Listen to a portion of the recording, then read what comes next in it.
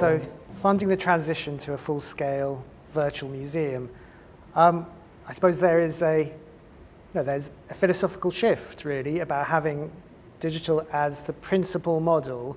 One could have thought, I'm just going to invest in our website, for example, but strategically you were digital first. Yes. in your programming. Yes. And so could you really describe, in terms of public impact, why you chose that?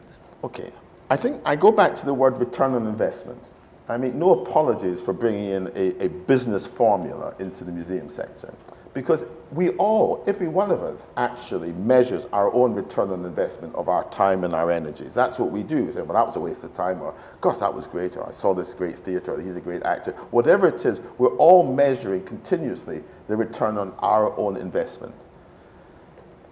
If Ben Urry has got quality product, quality information, quality research, quality exhibitions, quality artworks to share, we might as well share it with the maximum rather than the minimum. But we don't have the building. We can't sit alongside Tate Modern or the National Gallery or anything else. So how do we do it? So the future for us was digital. And let me tell you the results. And by the way, you asked me before about the deaccessioning, what we've lost.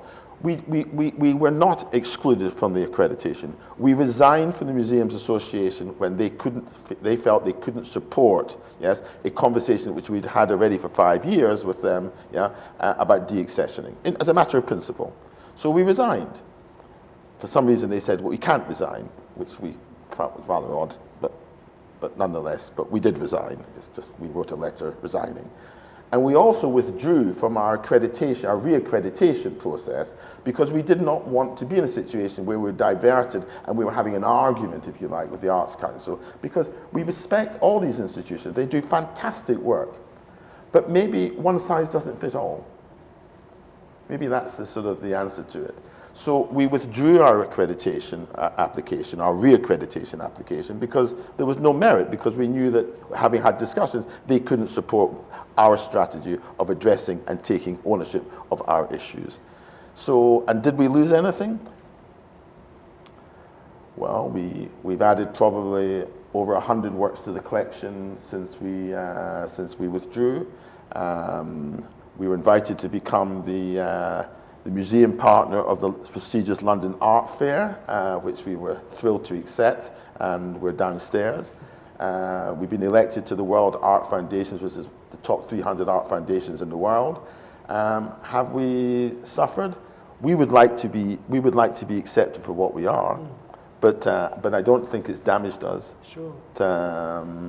So going back to the digital, the issue was, how do we actually generate that level of engagement that if we had a building like Tate Modern or Tate Britain and National Gallery, that we could achieve? And that's through digital. I suppose you must be giving a lot of thought, not as much thought to the gallery visitor in a physical space, but a visitor to your virtual museum. What is the experience you want? Well, if I could just take you back for a step, you've just reminded me of what, when you're having these preparations, you're in your head, you think of what the main points you want to talk about.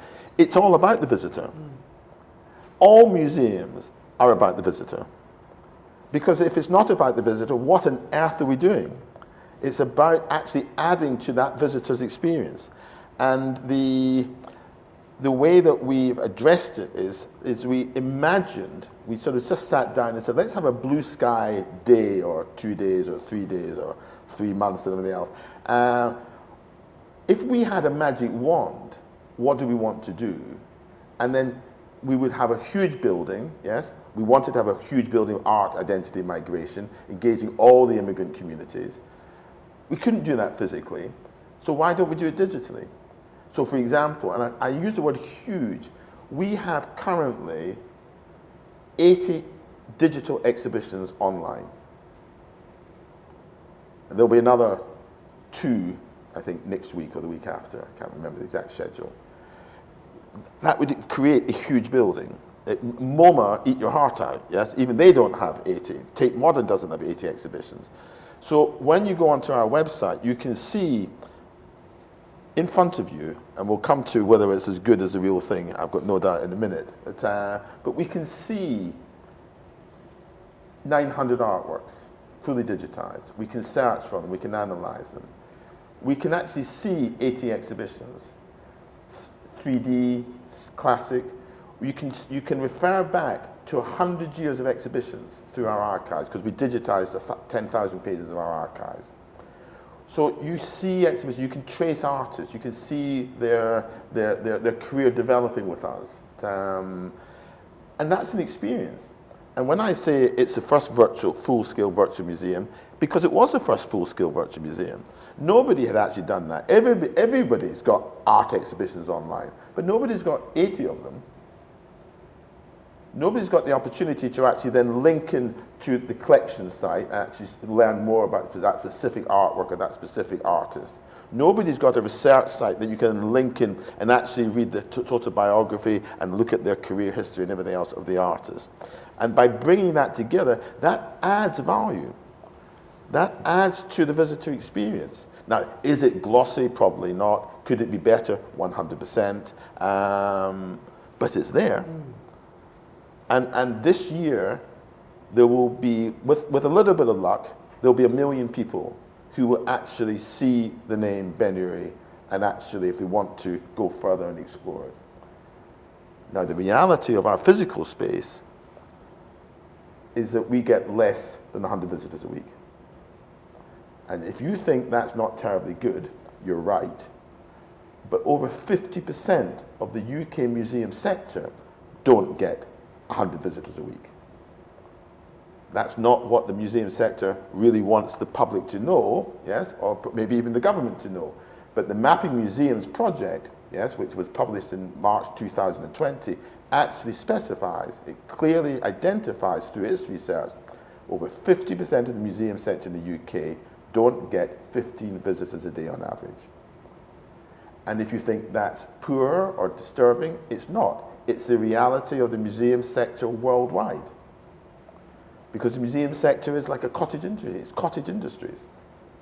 Generally speaking, mostly run by volunteers. And without the volunteer sector, the museum sector in this country would collapse. We would be left with the titans, the category killers. The great museums of the world. But actually in small towns and locations, they wouldn't be there without the volunteer sector. So that's why we were one of these institutions where it didn't have the money, didn't have the staff. I mean, we're blessed with the most wonderful staff, but nonetheless, we're not prime.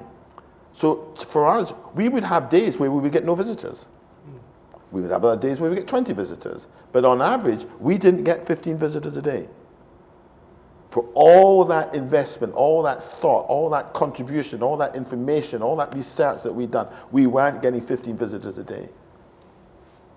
But the digital experience is completely different, Sam, from the physical experience, which I've got no doubt you're going to probe me on. Well, I think that is a very good question, physical versus digital. Maybe we could return to that. Sure. But I suppose one question I had, it's associated with that, is I suppose ubiquity. Digital overload. I can imagine from a day-to-day level, everything you produce now, you're thinking about how it can be used digitally, how you can disseminate it digitally, and you're talking about a fantastic amount online. And I wondered, kind of structurally, serving the digital, serving your email newsletters, social media. How has that changed the organization practically? Does it mean that do you feel you're more reactive because of that, for example? Well, anybody who thinks that actually making the transition from the physical first to the digital first makes life easier, let me assure you that it doesn't. It's infinitely more demanding, because the physical is you create the exhibition for 6 months, a year, 2 years, however long it takes at the scale of the exhibition, and you put it up, and then you just breathe out. It's there. It's there for 4 months. We can just get our breath back. Digital is absolutely of the moment. So, for example, when on the World Cup, okay, when the whole issue about the rainbow badges, Okay? Now, we are a-religious and we're apolitical. We're an art institution. But we also wanted to have a say. So what we did was we actually researched who the artists were of all the different rainbow designs, and we actually sent out social media posts to promote and to recognize the wonderful artists who designed this rainbow, yes, hat or this rainbow sign. And we actually, we think, made our point, yes, through promoting the artist rather than necessarily the controversial rainbow sign. But that requires momentary, you have to sort of be really agile and on your feet to do so. So the experience is quite different. The timing is quite different. The average time on our website is 4 minutes. 4 minutes. When they come to the gallery, it takes them 4 minutes to actually get the coat off and to pick up the leaflet and everything else. The attention span is completely different, which is why you need new all the time. You need new exhibitions, new research papers, new ideas, new social media messages. You need it all the time, because there are people are, if they're hungry for what you're providing, they want regular injections of food, regular injections of binary information. So the mindset is more actually mental. It's a mindset change. Once you've made the mindset change, you're on your way. But there is no middle way. You have to really commit yourself to the digital world without ignoring the physical. We have a vibrant gallery physical program, and it's exciting, and it is the best to stand in front of the picture before you tell me that it's not the best digital. It is the best to stand in front of the picture. But for those people who can't get to Boundary Road because they're in China, Hong Kong, Africa, America, Israel, France, Germany, it's the best because they can't get. It's the second best in our language, but it's the best for them because they can't get to us. And maybe it's even in Hatfield or in Guildford. It's the best because they can't get to us.